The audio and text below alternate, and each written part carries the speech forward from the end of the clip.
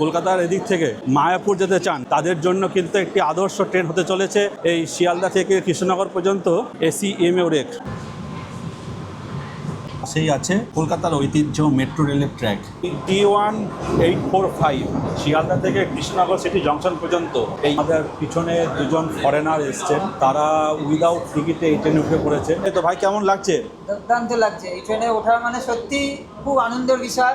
কৃষ্ণনগরের দিকে আরেকটা গেদের দিকে গেদে দর্শনা। এই ভাইয়ের কাছ থেকে আমরা জেনে নিই হচ্ছে তাদের কি সুবিধা অসুবিধা হলো এই ট্রেন হওয়ার পরে। বন্ধুরা এসে পৌঁছেছি কৃষ্ণনগর সিটি জংশন স্টেশনে। তো আপনারা যারা মায়াপুর আসছেন এই ট্রেনে করে আপনারা কৃষ্ণনগর আসতে পারেন। গুড মর্নিং বন্ধুরা, আজকে নতুন একটি জার্নি আমরা শুরু করতে চলেছি এই শিয়ালদা রেলওয়ে স্টেশন থেকে। আজ 5ই সেপ্টেম্বর 2025 আর শিয়ালদা থেকে নতুন একটি এসি রেক চালু হচ্ছে টুয়ার্ডস কৃষ্ণনগরের উদ্দেশ্যে। এই হচ্ছে শিয়ালদা স্টেশনের এদিক দিয়ে ভিতরে ঢুকে চলুন যাই এবার ভিতরের দিকে। বন্ধুরা এই যে কিউআর কোড আছে, এই কিউআর কোড আপনারা ইউটিএসএম মোবাইল অ্যাপ খুলে স্ক্যান করে এখান থেকে টিকিট কেটে নিতে পারেন। আমি তাই করবো এখন।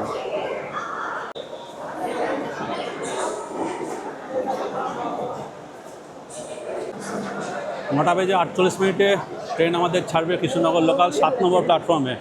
তো চলুন আজকে এই ট্রেনে করে আমরা যাব হচ্ছে কৃষ্ণনগর পর্যন্ত। তো আরেকটা জিনিস আপনাদের বলে রাখি, আপনারা যারা কলকাতার এদিক থেকে মায়াপুর যেতে চান তাদের জন্য কিন্তু একটি আদর্শ ট্রেন হতে চলেছে এই শিয়ালদা থেকে কৃষ্ণনগর পর্যন্ত এসি এমএরেক। আমরা এই ট্রেনে করে আজকে চলুন, যদি পসিবল হয় আপনাদের মায়াপুর পর্যন্ত ঘুরিয়ে নিয়ে আসবো আজকে। তো চলুন ট্রেনে উঠবো, ট্রেনের টাইম হয়ে গেছে 7:40 হয়ে গেছে, আগে ট্রেনে উঠে পড়ি।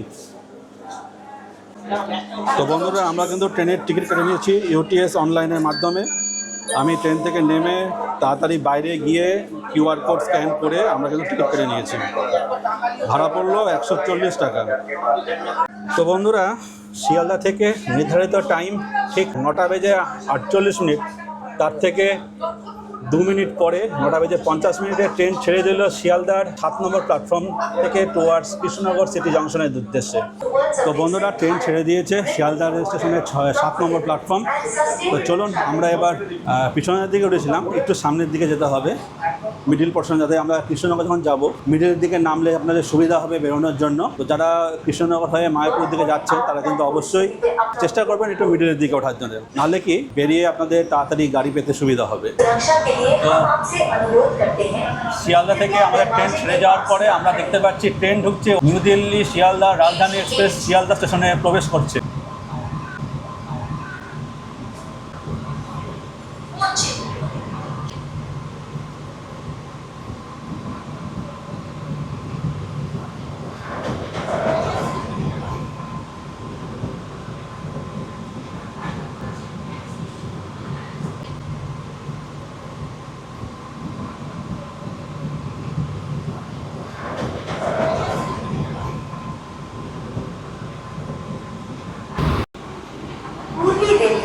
सियालदा डिवीजन की पहली वातानुकूलित केएमयू रेल हृदय में सेवा प्रदान करती है। ট্রেন আমাদের ঢুকছে বিধাননগর স্টেশনে। भारत की ओर हमारी यात्रा में আচ্ছা, এই ট্রেনের আরেকটা অসুবিধা হচ্ছে এই ট্রেনে কিন্তু কোনো চার্জিং পোর্ট নেই। ফ্যানের সুইচ আছে, ফ্যান আছে, এসি সব ঠিকঠাক আছে।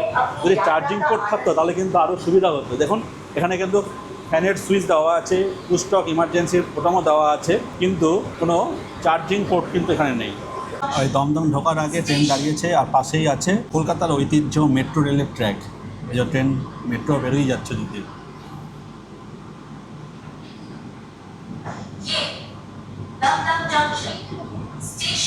তো বন্ধুরা এই ট্রেন শিয়ালদা থেকে কৃষ্ণনগর যাবে, আর ট্রেন আজকে কিন্তু প্রথম চলছে, আর ট্রেন কিন্তু এই মুহূর্তে মোটামুটি ফাঁকাই আছে।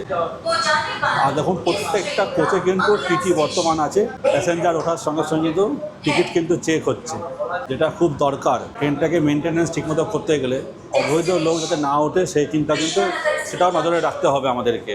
এবং আমাদের সবার কাছে অনুরোধ, যারা ট্রেনে চলাচল করবে বৈধ টিকিট কেটেই কিন্তু ট্রেনে উঠবেন। ট্রেন আমাদের ঢুকছে এখন দমদম জংশন স্টেশনে। আশা করি এখানে কিছু লোক উঠবে আজকে। ট্রেন আমাদের এসে পৌঁছেছে দমদম জংশন স্টেশনে। এখানে ট্রেন ঢোকার কথা ছিল 10টা বেজে 1 মিনিট, ট্রেন এসে পৌঁছেছে 10টা বেজে 5 মিনিট।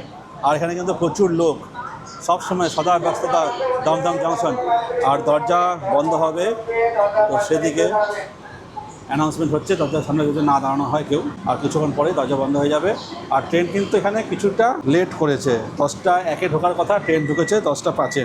প্রসঙ্গত এই T1845 শিয়ালদা থেকে কৃষ্ণনগর সিটি জংশন পর্যন্ত এই এসি ইএমইউ রেকের শিয়ালদা থেকে ছাড়ার টাইম সকাল 9:48 আর ট্রেন 100 কিলোমিটার পথ টোটাল পাড়ি দেবে শিয়ালদা থেকে কৃষ্ণনগর সিটি জংশন পর্যন্ত। আর মাঝখানে টোটাল স্টপেজ থাকবে হচ্ছে প্রথমে বিধাননগর জংশন, যেখানে টাইম হচ্ছে 9:56:30। দমদম জংশন সকাল 10:01, বেলঘরিয়া 10:07, সোদপুর 10:13, খড়দা 10:17, ব্যারাকপুর 10:23, শ্যামনগর 10:32, নৈহাটি 10:52, কাঁচাপাড়া 10:59:30, কল্যাণী 11:06, চাকদা 11:19, রানাঘাট 11:38 এবং ডেস্টিনেশন কৃষ্ণনগর ঢুকবে দুপুর 12:07। আর শিয়ালদা থেকে কৃষ্ণনগর পর্যন্ত টোটাল ভাড়া 140 টাকা। আর বাকি স্টেশনের ভাড়া আমি অন স্ক্রিন এবং ডেসক্রিপশন বক্সে দিয়ে দিলাম। ট্রেন আমাদের ঢুকছে বেলঘরিয়া স্টেশনে। এর আগে শিয়ালদা থেকে রানাঘাট পর্যন্ত যে ট্রেনটি দেওয়া আছে এসি ইএমইউরে, সেটা কিন্তু বেলঘরিয়া স্টপেজ নেই। এই ট্রেনটাতে দেখলাম বেলঘরিয়াতে স্টপেজ দেওয়া হয়েছে। ট্রেন এসে পৌঁছেছে বেলঘরিয়া স্টেশনের 3 নম্বর প্ল্যাটফর্ম।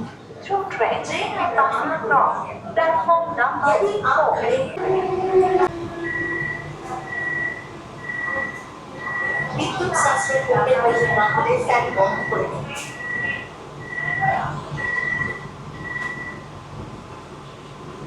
ট্রেন আমাদের এসে পৌঁছেছে সোদপুর স্টেশনে। সোদপুর স্টেশনের 3 নম্বর প্ল্যাটফর্মে ট্রেন এসে ঢুকেছে। সোদপুরের ট্রেন ঢোকার টাইম ছিল সকাল 10:13। ট্রেন ঢুকেছে 4 মিনিট লেট, 10:17। ট্রেন আমাদের এসে পৌঁছেছে খড়দার 3 নম্বর প্ল্যাটফর্ম।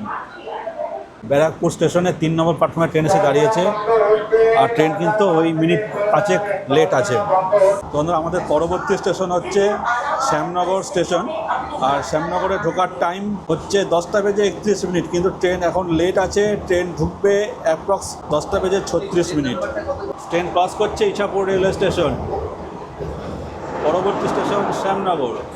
তো বন্ধুরা, আমরা চলেছি কৃষ্ণনগর হয়ে মায়াপুরের উদ্দেশ্যে। যারা শিয়ালদা বা কলকাতা থেকে মায়াপুর যেতে চান, এই ট্রেনটা কিন্তু তাদের জন্য এক অভূতপূর্ব হবে। কেননা সকাল 9:48 আপনারা শিয়ালদা স্টেশন থেকে এই ট্রেন ধরে বেলা 12টার মধ্যে আপনারা পৌঁছে যাবেন কিন্তু কৃষ্ণনগর। সেখান থেকে আর আধ ঘন্টা 40 মিনিটে আপনারা পৌঁছে যাবেন মায়াপুর। এবং আপনার যদি ইচ্ছা হয় দিনের দিন মায়াপুর থেকে আপনারা কিন্তু ব্যাক করে চলে আসতে পারেন। তো আমাদেরই সঙ্গে এক ভাইকে আমরা পেয়ে গেছি, যাচ্ছে আমাদের সঙ্গে। তো ভাই, কেমন লাগছে?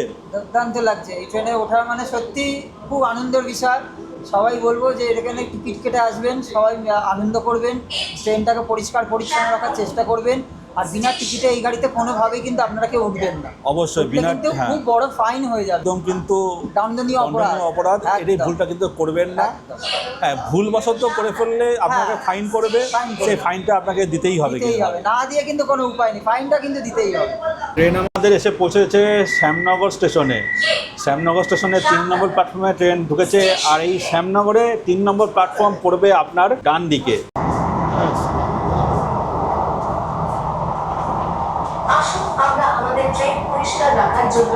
ট্রেন আমাদের স্কিপ করছে জগদ্দল রেলওয়ে স্টেশন। তো বন্ধুরা, ট্রেন আমাদের ঢুকছে নৈহাটি জংশন স্টেশনে। তার আগে এটা হচ্ছে নৈহাটি ইয়ার্ড। চারিদিকে সুন্দর মেঘগুলো দেখুন, শরতের মেঘ, অভূতপূর্ব লাগছে ভাই।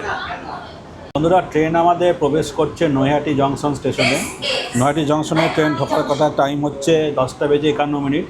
ট্রেন কিন্তু এবার তার সমস্ত লেট মেকআপ করে নির্দিষ্ট সময়ের ঠিক আগেই ঢুকে যাচ্ছে 10:46 নৈহাটির 3 নম্বর প্ল্যাটফর্মে। তো বন্ধুরা, ট্রেন আমাদের এসে পৌঁছেছে নৈহাটি জংশন স্টেশনে। নৈহাটির 3 নম্বর প্ল্যাটফর্মে ট্রেন এসে দাঁড়িয়েছে।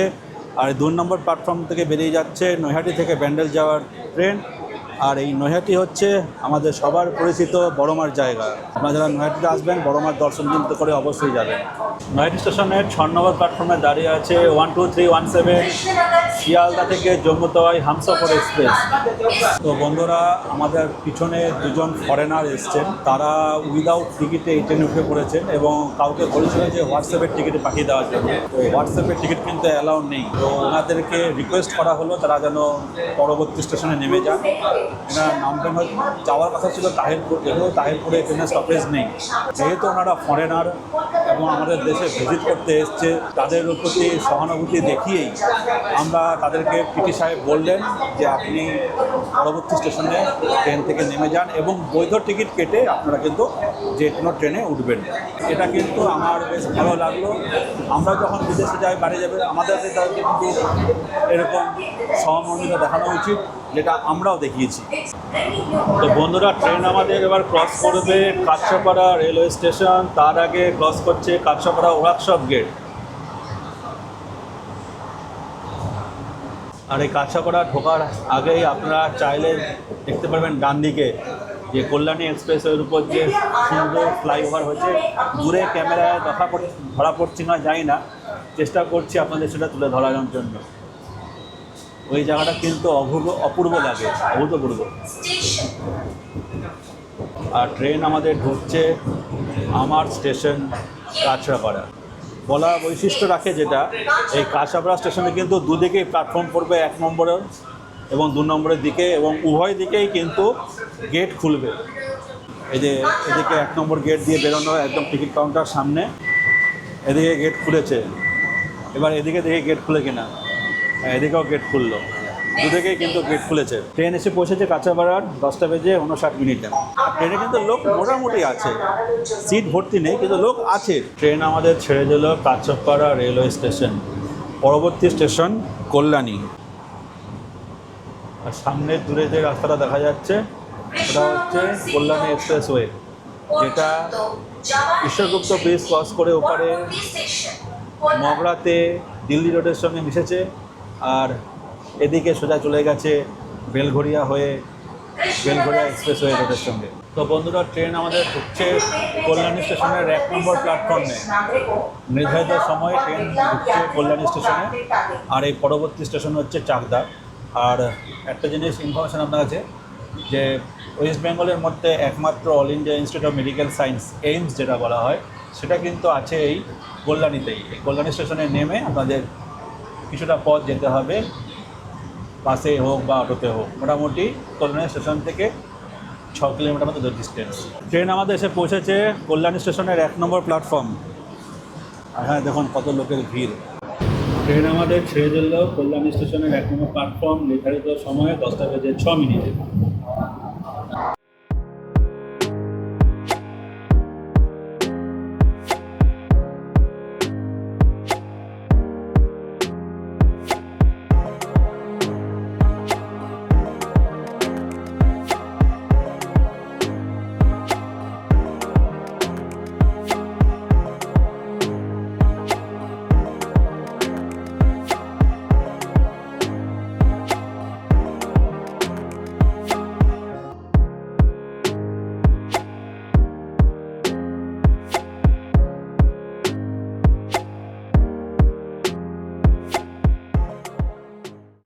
under CCTV surveillance.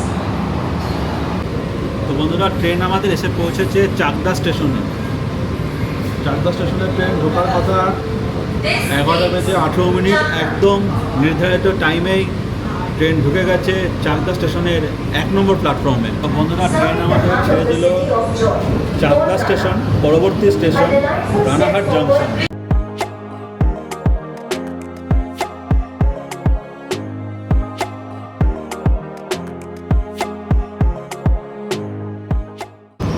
ট্রেন আমাদের ঢুকলো রানাঘাট জংশন স্টেশনে। আজ 5ই সেপ্টেম্বর সকাল 7টা বেজে 11 মিনিটে এই রানাঘাট জংশন থেকেই ট্রেন যাত্রা শুরু করেছিল বনগাঁর উদ্দেশ্যে এবং বনগাঁ থেকে শিয়ালদা। সেই রেখি শিয়ালদা থেকে পুনরায় আবার চলে এসছে এখন রানাঘাট এবং আলটিমেট তার destination Krishnanagar city junction.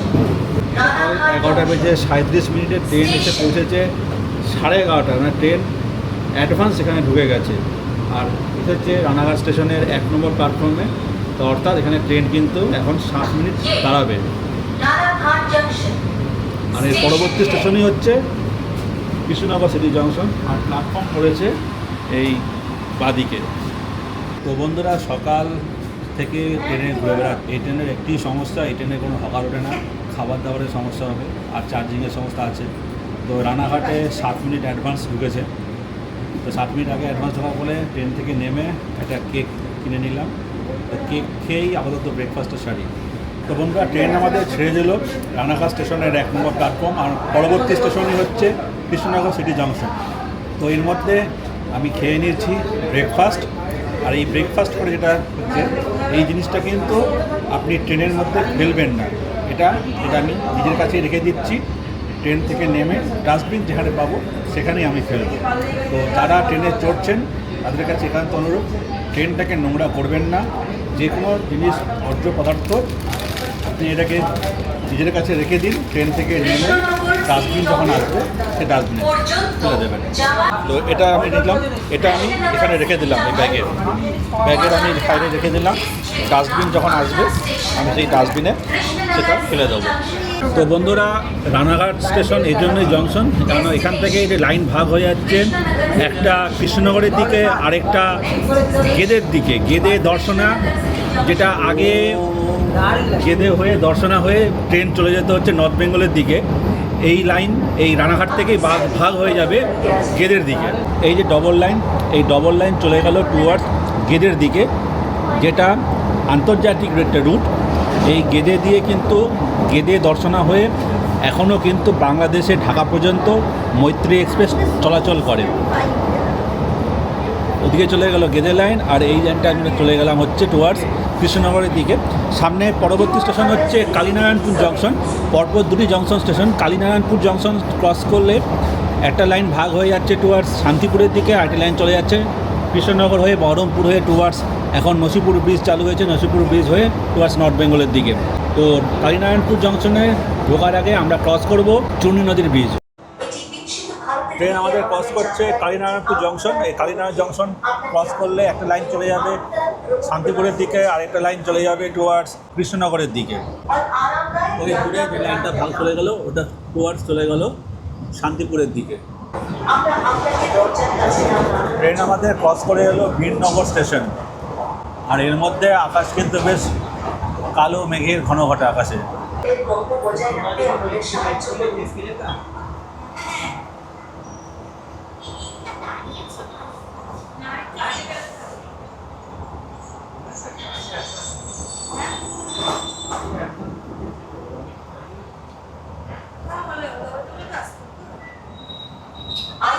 Train আমাদের স্কিপ করছে বাতকুল্লা স্টেশন, আর বাতকুল্লা স্টেশন এখানে স্টপেজ নেই, আর এই যে প্ল্যাটফর্ম কিন্তু পড়বে ডান দিকে। যদিও শিডিউল স্টপেজ এখানে নেই, ট্রেন কিন্তু এখানে দাঁড়িয়ে গেল বাতকুল্লা স্টেশন। তো বন্ধুরা, ট্রেন আমাদের ঢুকবে হচ্ছে জালালখালি হল্ট। তো জালালখালি হল্টের আগে শুরু হয়েছে বেশ বৃষ্টি, দূরে পুরো ধোয়ার মতো বৃষ্টি হচ্ছে।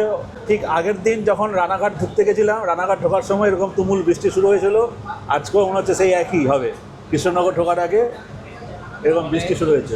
বাইরে শুরু হয়েছে তুমুল বৃষ্টি, আর এই জানলায় দেখুন জলগুলো পড়ছে। তো বন্ধুরা, আমরা যেতে যেতে পেয়ে গেছি এই লোকাল এক ভাইকে। এই ভাইয়ের কাছ থেকে আমরা জেনে নিই হচ্ছে তাদের কি সুবিধা অসুবিধা হলো এই ট্রেন হওয়ার পরে। নমস্কার, আমি আবির মুখার্জি। আমি বীরনগরের বাসিন্দা। বীরনগর হচ্ছে রানাঘাট কৃষ্ণনগর সিটি যে সেকশন পড়ে তার মাঝের একটা স্টেশন। তো আজকে এই প্রথম দিন এসি লোকাল কৃষ্ণনগর যাচ্ছে, এটা খুবই একটা আনন্দের কথা যে আমাদের লাইনে একটা এসি লোকাল চলছে।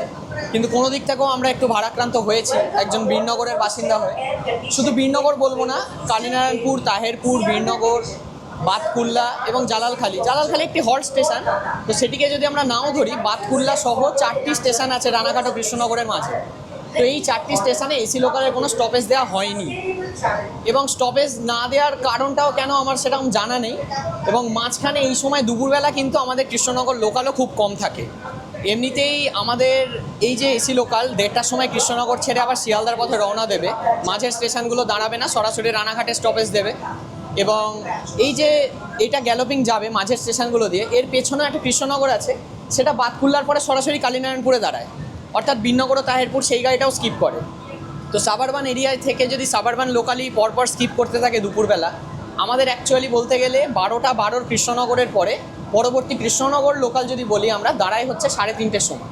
অর্থাৎ মাঝে একটা বলতে পারেন একটা প্রায় 3 ঘন্টার গ্যাপ থাকে শুধু কৃষ্ণনগর লোকালে। মাঝে আমরা একটা লালগোলা পেয়েছি, সেই লালগোলাটা আমাদের ওখানে স্টপেজ দেয়, কিন্তু সেটি অত্যাধিক ভিড়ের সাথে আসে এবং সেই ট্রেনটাতেই আমাদেরকে কোনো উপায় না থাকায় সেটাতেই আমাদের উঠতে হয়।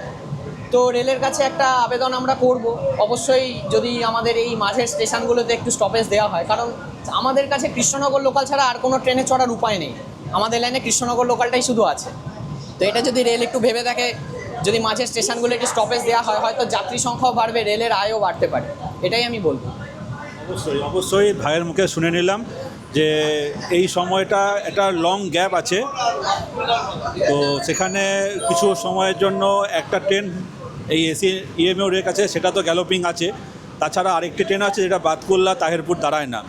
তো আশা করব সামনে যেন এই জিনিসটা রেলওয়ে ঊর্ধ্বতন কর্তৃপক্ষ মাথায় রাখে এবং কিছু ট্রেনের স্টপেজ ওখানে দেওয়া হয় যেন ভবিষ্যতে হয়, এবং সেটা আশা করি হবে। ওদিক থেকে লাইনটা চলে এলো শান্তিপুরের থেকে, যেটা কৃষ্ণনগরের লাইন, সেটা কৃষ্ণনগরে এসে জয়েন হলো। তো বন্ধুরা, ট্রেন আমাদের এসে পৌঁছেছে কৃষ্ণনগর সিটি জংশন স্টেশনে। তো বন্ধুরা, ট্রেন আমাদের ঢুকছে কৃষ্ণনগর সিটি জংশন।